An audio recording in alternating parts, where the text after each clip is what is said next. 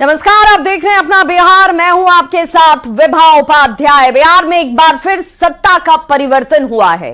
अब तक India alliance के अगुवा रहे नीतीश कुमार बीजेपी के साथ जा चुके हैं। नीतीश ने एनडीए के साथ मिलकर नई सरकार बना ली है। नीतीश कुमार ने एक बार फिर पाला बदल लिया है। नीतीश के एनडीए में जाने के बाद अब इंडिया अलायंस को तगड़ा झटका लगा है। इंडिया अलायंस के सारे समीकरण ध्वस्त हो चुके हैं। जेडीयू के साथ आने से एनडीए का कुनबा दूसरी तरफ जरूर बढ़ गया है और अब 2024 के बीजेपी के समीकरण में नीतीश कुमार फिट हो चुके हैं। बिहार में अब जातीय समीकरण एनडीए में शिफ्ट हो गया है, तो सीएम नीतीश ने अपने मंत्रिमंडल में भी उसी जातीय समीकरण का पूरा ख्याल रखा है, जिसमें बीजेपी कोटे से 3 और जेडीयू कोटे से 3 मंत्री बनाए गए। हिंदुस्तानी आवाम मोर्चा से एक मंत्री और निर्दलीय सुमित कुमार ने भी मंत्री पद की शपथ ली।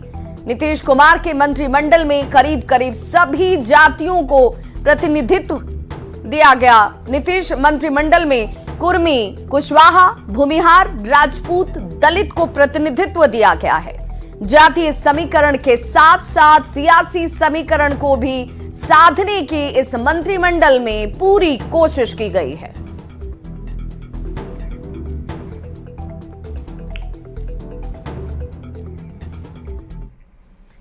तो क्या बिहार में एनडीए ने 24 की बाजी जीत ली है? इंडिया अलायंस के सूत्रधार अब एनडीए के साथ जेडीयू के आने से अब ये एनडीए का कुनबा जो है वो किस कदर बढ़ गया है, जिसे कहा जा रहा है कि अब वो समीकरण तमाम जो अब तक दूसरी तरफ थे अब एनडीए के साथ नजर आते हैं। 2024 के समीकरण में नीतीश कुमार फिट हुए हैं। इंडिया अलायंस को इसे लेकर एक तगड़ा और बड़ा झटका लगा है। एनडीए के पक्ष में जातीय समीकरण अब बताए जा रहे हैं। जेडीयू के आने के बाद अब यह जातीय समीकरण ज्यादा सध गया है, जिसमें सवर्ण, पिछड़ा, अति पिछड़ा और दलित एनडीए के साथ हैं।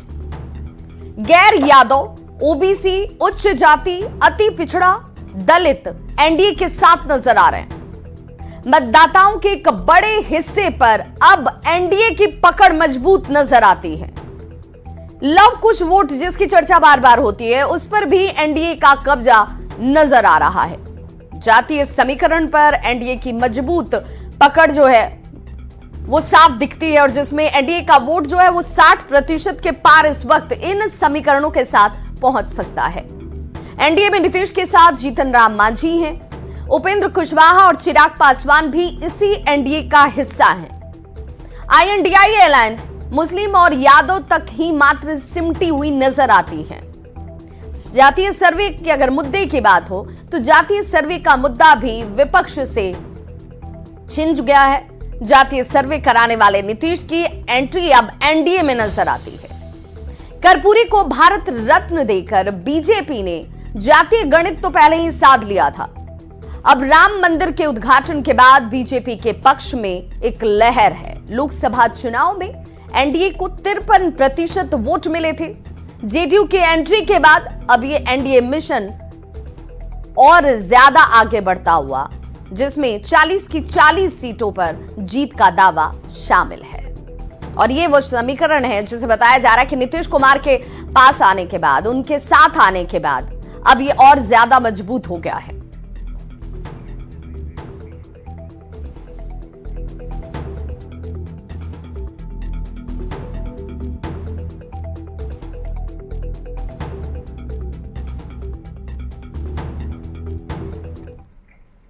तो देखिए, सीएम नीतीश के एनडीए में आने के बाद जगत गुरु रामभद्राचार्य ने मुख्यमंत्री नीतीश कुमार पर बड़ा बयान दिया है। रामभद्राचार्य ने कहा कि नीतीश कुमार भगवान राम की शरण में आ गए, उनके चरण में आ गए हैं।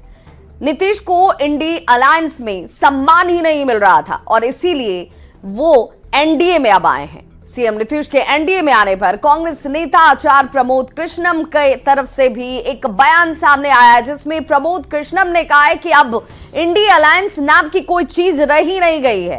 कांग्रेस को यह सोचना चाहिए कि आखिर ऐसी नौबत उनके सामने क्यों आ गई। इसको वहां सम्मान नहीं मिल रहा था। ओ तो पलटू राम ही हैं, तब अब वह सही सही राम जी के साथ, राम जी के चरणों में पलट गए। जब रावण का भाई विभीषण राजनीति में राम जी के शरण में आ सकता है, तो नीतीश के आने में क्या अंतर पड़ता है? देखिए, ममता जी समझ लो गई, केजरीवाल जी बहुत समझदार और बड़े नेता हैं। उन्होंने बड़े तरीके से भगवंत मान जी से कहलवा दिया कि हम पंजाब में एक भी सीट नहीं देंगे।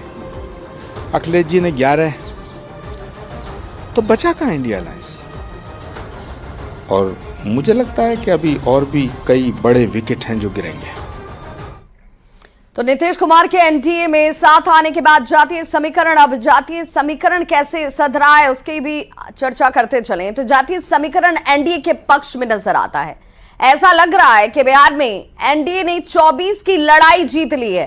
अब इस पर सियासत देखिए किस कदर शुरू हो गई है कि आरजेडी ये कह रही है कि बीजेपी के मंसूबे जो हैं वो कभी कामयाब नहीं होने वाले हैं।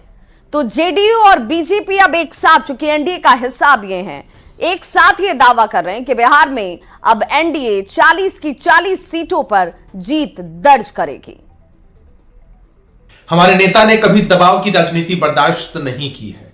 कोई ये सोचेगा कि गठबंधन में रहकर राजनीतिक रूप से अनैतिक काम कर ले तो यह संभव नहीं है। हमारे नेता ने कभी क्राइम, करप्शन और क्रिमिनलिज्म के साथ समझौता नहीं किया है और आगे भी नहीं करेंगे।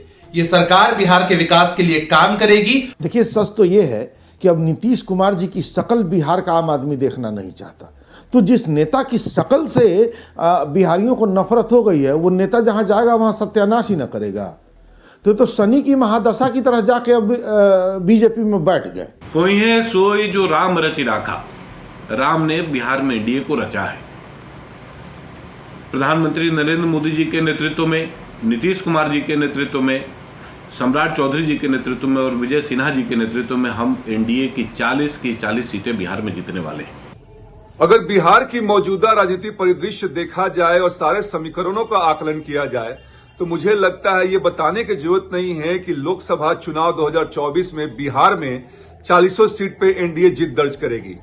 आदरणीय नीतीश कुमार जी ने भले ही पाला बदल लिया हो, बीजेपी को बिहार में सत्ता में ला दिया हो, लेकिन जनता माफ नहीं करेगी। और 24 की बाजी जो जीतने का ख्वाब बीजेपी देख रही है, वो ख्वाब, वो सपना पूरा होने वाला नहीं है। हर चीज का हिसाब किताब होगा, जनता की अदालत में पाई पाई का हिसाब लिया जाएगा। तो बिहार में अब एनडीए की सरकार बन चुकी है। नई सरकार को बधाई देने के लिए कई पोस्टर भी अब राजधानी पटना की सड़कों पर आपको नजर आ जाएंगे। एक पोस्टर देखिए इस वक्त आपके टीवी स्क्रीन पर भी, जिसमें लिखा है कि नीतीश सबके हैं। वहीं बीजेपी की तरफ से जो पोस्टर लगाए गए उसमें नीतीश कुमार नजर नहीं आ रहे। हालांकि चिराग पासवान की तरफ से लगे पोस्टर में नीतीश कुमार को जगह जरूर दी गई और लिखा भी गया कि इस बार चिराग का साथ नीतीश कुमार के साथ। और जायजा लिया हमारे संवाददाता विनीता मिश्रा ने इस पोस्टर का। राजधानी पटना में ठंड लगातार बढ़ रहा है, लेकिन राजनीतिक सरगर्मी तेज है। जेडीयू की तरफ से, बीजेपी की तरफ से, तमाम पार्टियों की तरफ से पोस्टर लगाए गए हैं और वहां देख सकते हैं प्रधानमंत्री नरेंद्र मोदी के साथ नीतीश कुमार नजर आ रहे हैं और लिखा हुआ है नीतीश सबके हैं। सब पर 20 नीतीश, कोटि कोटि बधाई। और जेडीयू की तरफ से जो पोस्टर लगे हैं इसमें नीतीश कुमार को बधाई दी जा रही है। वहीं उसके ठीक बगल में बीजेपी की तरफ से भी पोस्टर लगाए गए हैं, जिसमें बीजेपी के जो बड़े नेता हैं उन्हें स्थान दिया गया है। सम्राट चौधरी, विजय सिन्हा को बधाइयां दी गई है। नरेंद्र मोदी, अमित शाह, जेपी नड्डा और तमाम ऐसे नाम यहां आपको नजर आ रहे होंगे।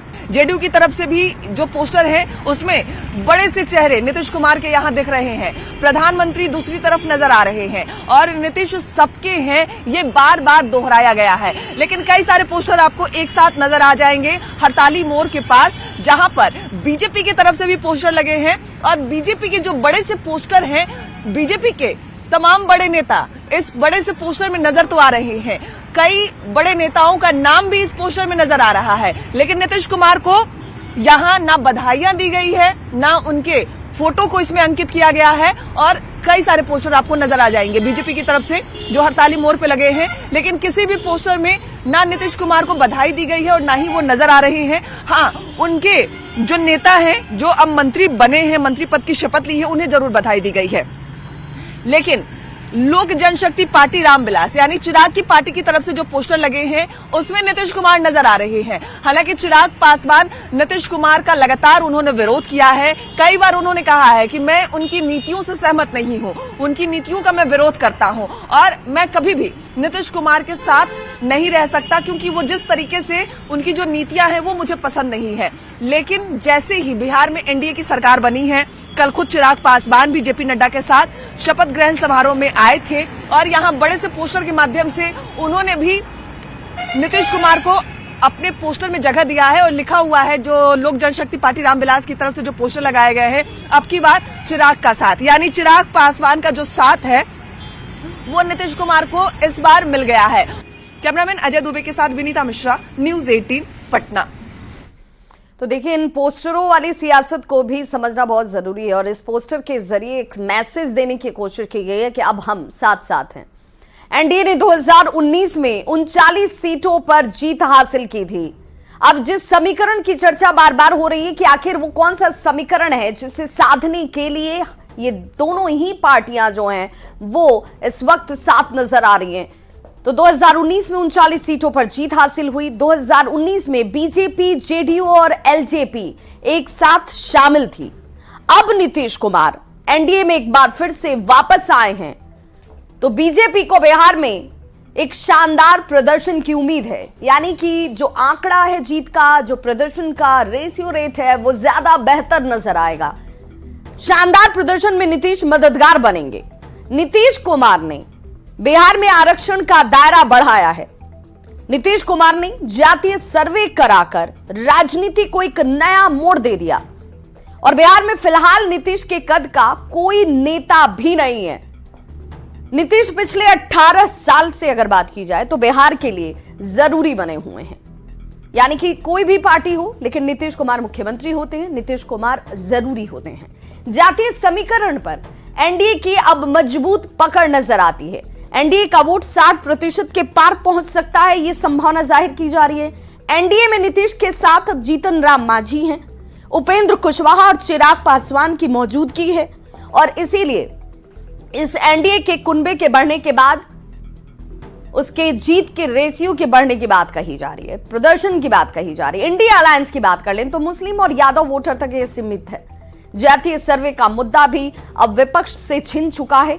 जातीय सर्वे कराने वाले नीतीश की एंट्री अब इस वक्त एनडीए में है, जिसमें अब प्रधानमंत्री नरेंद्र मोदी हैं, बीजेपी शामिल है। कर्पूरी को भारत रत्न देकर बीजेपी जातीय गणित को पहले ही साध चुकी है, जिसमें राम मंदिर के उद्घाटन के बाद बीजेपी के पक्ष में एक बड़ी लहर है। लोकसभा चुनाव की अगर बात कर लें तो इस लोकसभा चुनाव में एनडीए को अपने बेहतर प्रदर्शन की तो उम्मीद है ही, लेकिन 53% वोट उसे पहले के लोकसभा चुनाव के दौरान मिले थे, जिसमें जेडीयू की एंट्री के बाद एनडीए मिशन 40 के और करीब पहुंच गई है। यह कहा जा रहा है कि अब हमारी कोशिश जो है वो 40 की 40 लोकसभा सीटों को जीतकर अपने साथ, अपने पास रखने की है।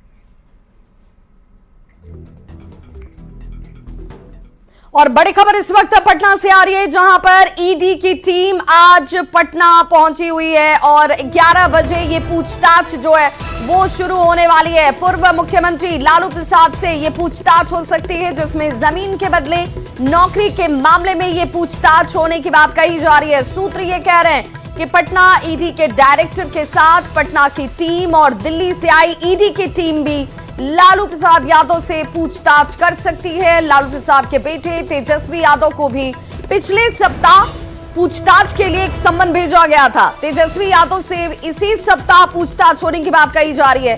यानी अब ईडी की टीम पूछताछ करती हुई नजर आएगी लालू प्रसाद यादव से। वक्त 11 बजे का बताया जा रहा है कि संभवतः 11 बजे के आसपास ये पूछताछ हो सकती है, जिसमें जमीन के बदले नौकरी देने का ये पूरा मामला पूर्व सीएम लालू प्रसाद से पूछताछ के साथ शुरू होती हुई, जिसमें तेजस्वी यादव से भी ये पूछताछ होनी है और बताया जा रहा है कि इसी हफ्ते ये पूछताछ तेजस्वी यादव से भी मानी जा रही है कि होगी। 9 जनवरी को चार्जशीट दाखिल किया गया था, जिसमें राबड़ी देवी, मीसा भारती, हेमा, ये तमाम वो लोग हैं जिनके नाम को इसमें जोड़ा गया। 27 जनवरी को कोर्ट से इसे लेकर सम्मन जारी होता है और राउज एवेन्यू कोर्ट से ये सम्मन जारी हुआ, जिसके बाद ये कहा जा रहा कि अब कार्रवाई का दायरा बढ़ रहा है। 9 फरवरी को राबड़ी देवी से पूछताछ इस सिलसिले में हुई। वहीं ईडी की चार्जशीट में 7 लोगों को आरोपी बनाया गया है, जिनके नामों का जिक्र भी हम कर रहे हैं। ईडी और सीबीआई फिलहाल इस वक्त इस केस को देख रही है। वहीं नौकरी के बदले जमीन के इस मामले में आज देखना होगा कि क्या पूछताछ होती है या नहीं होती है। क्या इस पूछताछ में लालू प्रसाद शामिल होते हैं, क्योंकि ये माना जा रहा है कि लालू प्रसाद से पूछताछ करने के लिए दिल्ली से ईडी की टीम जो है इस वक्त पटना पहुंची हुई है। पटना की टीम की भी मौजूदगी जब पूछताछ होगी तो उस दौरान नजर आएगी।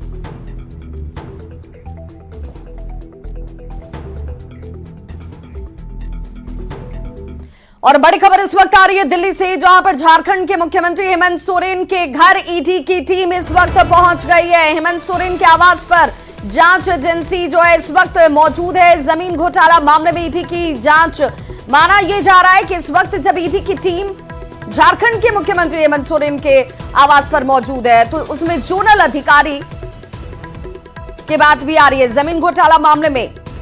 ऐसे में यह माना भी जा रहा है कि उस जांच के साथ साथ अब जब बात दिल्ली में ही यह भी माना जा रहा है कि सीएम से पूछताछ ये एजेंसियां जो है वो करती नजर आएंगी।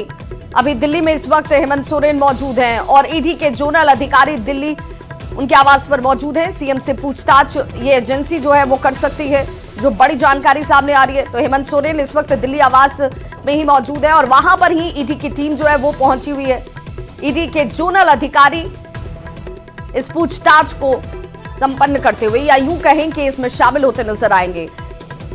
और ऐसे में यह देखना बेहद महत्वपूर्ण होगा कि जब मुख्यमंत्री हेमंत सोरेन दिल्ली में मौजूद हैं तो जब टीम ये पहुंची है तो किस तरीके से ये पूछताछ आगे बढ़ने वाली है। आपको बताते चले, इससे पहले जब ईडी की टीम झारखंड में पूछताछ करने के लिए पहुंची थी तो उस दौरान आपने देखा होगा कि पूछताछ का क्रम जो है वो लंबा चला। हालांकि बाहरी जो सुरक्षा इंतजाम थे उन इंतजामों को देखकर ऐसा लग रहा था कि जो पार्टी के कार्यकर्ता हैं, जो नेता हैं, उनकी तरफ से इसे लेकर भारी नाराजगी और रोष जाहिर किया जा रहा है। और हमारे सहयोगी आनंद तिवारी इस वक्त ज्यादा जानकारी के साथ हमारे साथ फोन लाइन पर जुड़ गए हैं। आनंद, क्या जानकारी मिल रही है इस वक्त? टीम क्या आवास में मौजूद है? कितने लोगों की ये टीम है जो यहाँ इस पूछताछ के लिए पहुंची हुई है?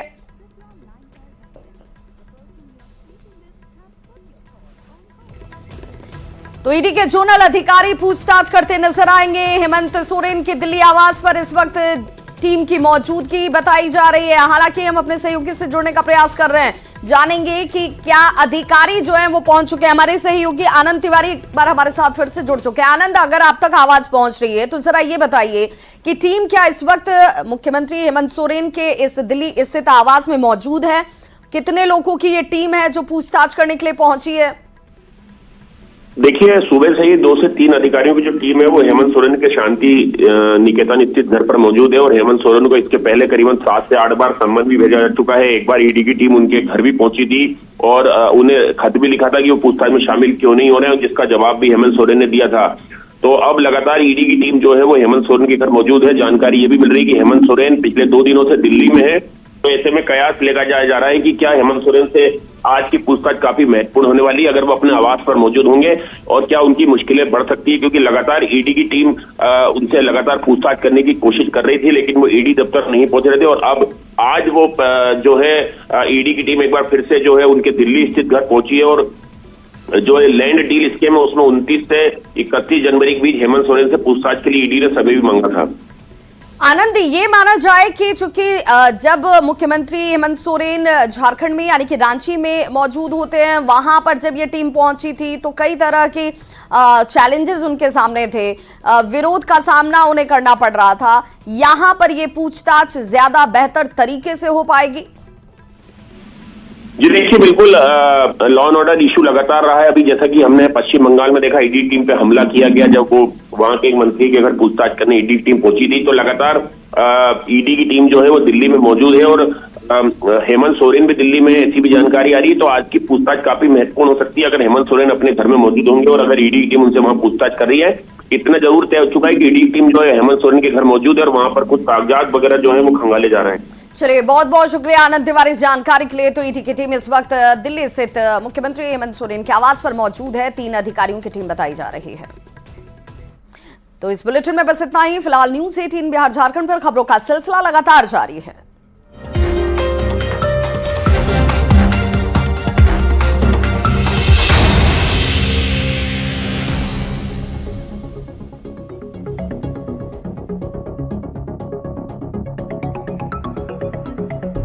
देश का भरोसा था कि नीतीश कुमार ने इंडिया गठबंधन पे हमला बोला और साथ ही उन्होंने ये भी कहा कि कुछ काम बिहार में नहीं हो रहा था। ये 2 प्रमुख बातें, दोनों जो वजह बताई जा रही थी काम को लेकर और इंडिया गठबंधन की देरी को लेकर। सर, जो सबसे बड़ी खबर अब तक की यही है कि नीतीश कुमार ने कहा कि इंडिया गठबंधन के लोग सीरियस नहीं थे। I tried everything but they were not serious. वो लोग गंभीर नहीं थे इसके भविष्य को लेकर और कुछ काम नहीं हो रहा था। तो जिस तरह से 2 अलग अलग पोल्स आप देख रहे हैं बिहार में, एक तरफ तेजस्वी यादव कह रहे हैं कि हमने बहुत काम किया, वहीं नीतीश कुमार आनंद कह रहे थे कि कोई काम नहीं हो रहा था, उसको आगे बढ़ाने के लिए किया। तो एक तरह से गठबंधन पे, जो इंडिया गठबंधन है उसको लेकर सीधा सीधा प्रश्न उठाया है, उसके ऊपर ये सवालिया निशान उठाया कि उसमें कुछ काम हो ही नहीं रहा था, इसलिए वो लोग सीरियस नहीं थे, इसलिए हम उससे बाहर आ गए। तो निश्चित तौर पर ये एक बड़ी खबर, सबसे बड़ी खबर यह है कि वहां से बाहर निकलने की वजह यही थी। और जिस तरह से आनंद उनको साइडलाइन किया गया था, लगातार वो सेंटर स्टेज में रहने की कोशिश कर रहे थे पटना की मीटिंग के बाद से ही, लेकिन लगातार एक कोशिश हुई। एक अपडेट ये भी है सर, अपडेट ये भी है कि संजय झा गए हैं और बीजेपी के प्रदेश अध्यक्ष से बंद कमरे में मुलाकात कर। बिल्कुल वहां मीटिंग लगभग हो गई है, विधायकों के साथ में उनकी जो आपसी मीटिंग है वो लगभग तय हो गई थी। तो एक फॉर्मेलिटी है। संजय झा आपको जानते हैं, हम लोग सभी जानते हैं कि वो बीजेपी से आए थे जनता दल यूनाइटेड में और is very close to BJP top leadership. तो उसको लेकर एक जो गतिविधि चल रही थी पर्दे के पीछे, वो लगभग कई दिनों से चल रही थी। आज उसके पटाक्षेप हो जाएगा। अभी से कुछ देर के बाद नीतीश जो इस्तीफा दे के गए नीतीश कुमार, उसके बाद ये एक फॉर्मेलिटी रह गई है, लीडरशिप की बातचीत हो गई है। इस्तीफा देने से पहले नीतीश कुमार से प्रधानमंत्री नरेंद्र मोदी ने खुद बातचीत की। उसके बाद ये जो रास्ता है नई सरकार का बनने का, वो रास्ता पूरी तरह से प्रशस्त हो गया। और ये जो इंडिया गठबंधन पे सवाल लगातार उठ रहे थे कि नीतीश कुमार को क्यों साइडलाइन किया जा रहा था, तो उसका रिफ्लेक्शन आज कहीं कहीं हमें देखने को मिल रहा है। तो आज हम मान लें कि इंडिया गठबंधन फाइनली, इंडिया गठबंधन का इंडिया गठबंधन में एन आज नहीं है, मतलब जो एन होता INDIA, उसमें से एन बाहर आ गया। नीतीश कुमार उसमें से बाहर आ गए हैं। तो उसमें जो इंडिया में, इंडिया इज एन आइडिया, आप ये बोल सकते हैं कि इंडिया एक आइडिया रह गया है, उसमें से एन बाहर आ गया। वो एन कोई और नहीं है, नीतीश कुमार हैं, वो एन नीतीश कुमार हैं। आज अखबारों में भी हमने देखा कि कुछ अखबारों में भी इस तरह की सुर्खियां, कुछ कार्टून्स बने हुए जिसमें से एन बाहर निकल रहा है। तो इंडिया इज जस्ट एन, उसमें से एन निकल गए नीतीश कुमार, जो एक महत्वपूर्ण कड़ी थे। आनंद जरा ब्रज जी से ये भी जानिए, तो क्या ये अब ये तो साफ हो गया कि नीतीश कुमार इसी कवायद के लिए, इसी इच्छा के साथ, या यूं कहें कि महत्वाकांक्षा के साथ एनडीए से बाहर निकले थे, महागठबंधन के साथ गए थे, फिर वो इच्छा पूरी नहीं हुई तो फिर महागठबंधन से निकले और फिर अब अग्रसर हैं एनडीए की तरफ जाने के लिए। बिल्कुल, देखिए भी भाई, इससे अब कोई इत्तेफाक नहीं है, क्योंकि नीतीश कुमार ने जब इंडिया गठबंधन छोड़ा था 2022 में, और उसके कुछ ही दिनों के बाद हम लोगों ने 23 जून को एक बड़ी बैठक देखी थी। 23 जून 2023 को एक अन्य मार्ग में इंडिया गठबंधन की महत्वपूर्ण बैठक, जिसमें नीतीश कुमार ने बढ़ चढ़कर तमाम नेताओं के साथ मुलाकात की। मुलाकात के पहले, माफ कीजिएगा, बैठक के पहले तमाम नेताओं के साथ मुलाकात की और उसके बाद सबको आमंत्रण दिया। और आमंत्रण देने के बाद पटना में एक अन्य मार्ग में ही महत्वपूर्ण बैठक हुई थी। और नीतीश कुमार के चेहरे पर उस वक्त जो प्रसन्नता हम लोगों ने देखी थी, मानो इंडिया गठबंधन को बना के उन्होंने एक बहुत बड़ा काम किया था। लेकिन सबसे इंटरेस्टिंग बात यह है कि जो सूत्रधार थे इस इंडिया गठबंधन के, जिनके ऊपर ये बड़ी जिम्मेदारी थी उस गठबंधन को बनाने में, उसी सूत्रधार को साइडलाइन धीरे धीरे करते चला गया और आखिरकार आज वो गठबंधन टूट गया और नीतीश कुमार उस इंडिया गठबंधन से ही बाहर हो गए। तो बिहार से उसकी शुरुआत हुई थी और बिहार में ही अंतर दिख रहा है। बिल्कुल। और आनंद बैठक में आरजेडी को लेकर, आरजेडी तो ये पूछेगी कि भाई आरजेडी ने क्या किया, आरजेडी के साथ संबंध क्यों खराब हो गए, तो आरजेडी को लेकर नीतीश कुमार ने क्या कुछ कहा, जरा वो भी सुन लेते हैं। नौबत क्यों आई ऐसी? अरे इसलिए नौबत हुई है कि ठीक नहीं चल रहा था, तो इसीलिए थोड़ी परेशान। आप लोग तो हमसे बहुत पूछ रहे थे, हम बीच में बंद कर दिए थे कुछ बोलना, तो हम देख रहे थे, तो वही सब लोगों की राय, अपने पार्टी के लोगों की राय, चारों तरफ से राय आ रही थी, तो हमने सब लोगों की बात को सुन लिया, तो इसीलिए आज हमने इस्तीफा दे दिया।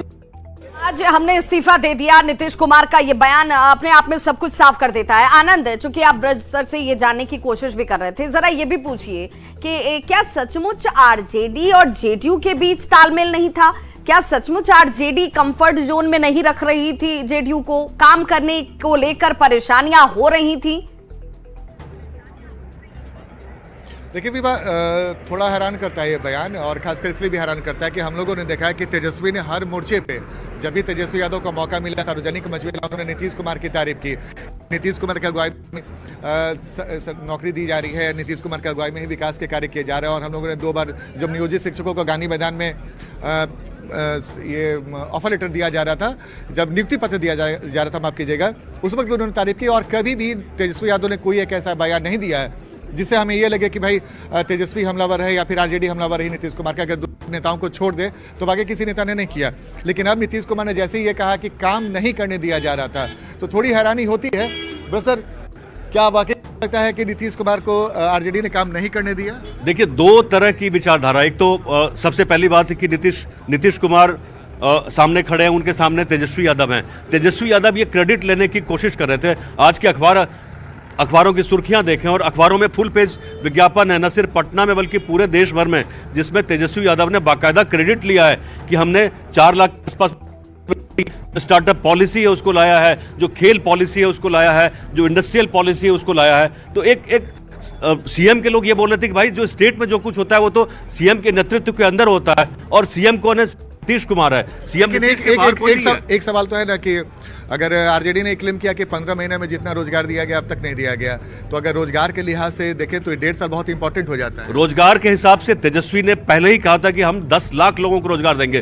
तो आप कह सकते हैं कि जो रोजगार की पॉलिटिक्स है, एम्प्लॉयमेंट की जो पॉलिटिक्स होती है, आनंद जरा वो तस्वीर दिखा दें जब इस्तीफा सौंप रहे थे नीतीश कुमार और राजभवन पहुंचकर राज्यपाल को, वो तस्वीर हम सीधे दिखा रहे हैं अपने दर्शकों को। और नीतीश कुमार ने इस्तीफा सौंप दिया है। जो सरकार चल रही थी महागठबंधन की, वो खत्म हो चुकी है। अब नई सरकार की तरफ कवायदें जो है बेहद तेज है। छोटा सा अंतराल, फौरन होंगे वापस, बने रहिए हमारे साथ।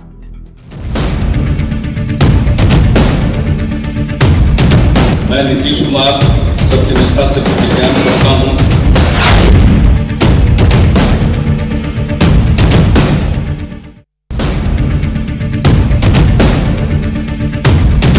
मैं नीतीश कुमार सत्यनिष्ठा से प्रतिज्ञा करता हूं